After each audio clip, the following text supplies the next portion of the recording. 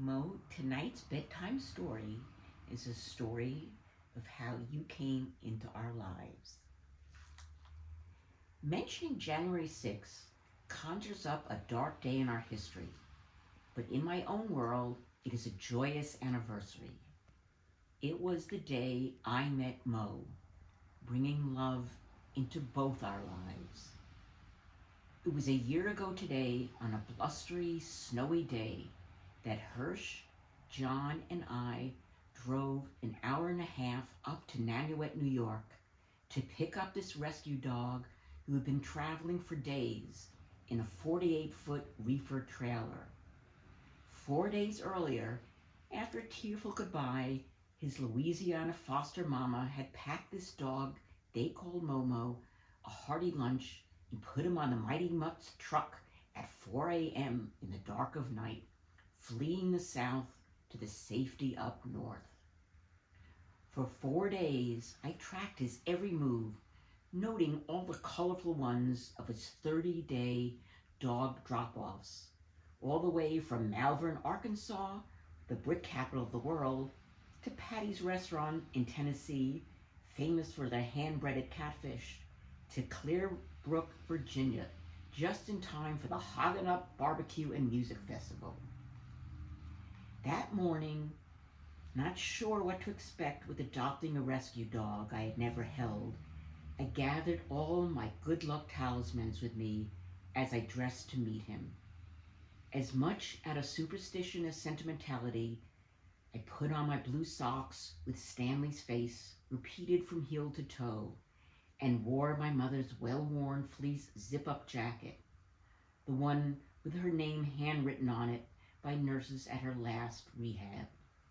As I put on my hooded coat to leave, I grabbed a handful of Stanley's dog treats from the pressed tin milk-bone box that had housed dog treats for all my dogs for 35 years.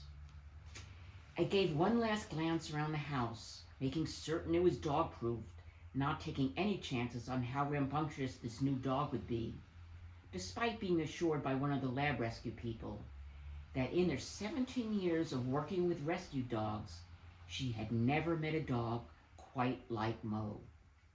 Not trusting what might be hyperbole, my great-grandmother's fragile lamp tops were quickly removed, replaced by sturdy, affordable ones.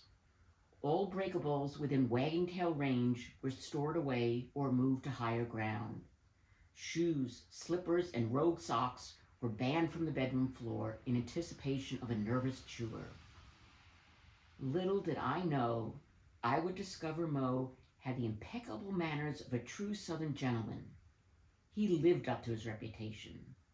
There is something about Moe. I had just settled on Moe as a name, morphing from Momo as he was called by his original family. Officially, the rescue organization called him Monty. Just as I arrived in Nanuet, the first restaurant I saw was a Momo Yama next door to Moe's Southern Grill. It was Motown for sure. The pickup was planned for a park and ride. Because of the snowstorm, the delivery time was delayed by an hour or two as we bided our time in a diner, drinking cup after cup after cup of coffee. Then we got the text. Moe had arrived. As we drove to the pickup, I could see the lone large truck with bright spotlights illuminating it. My heart was racing.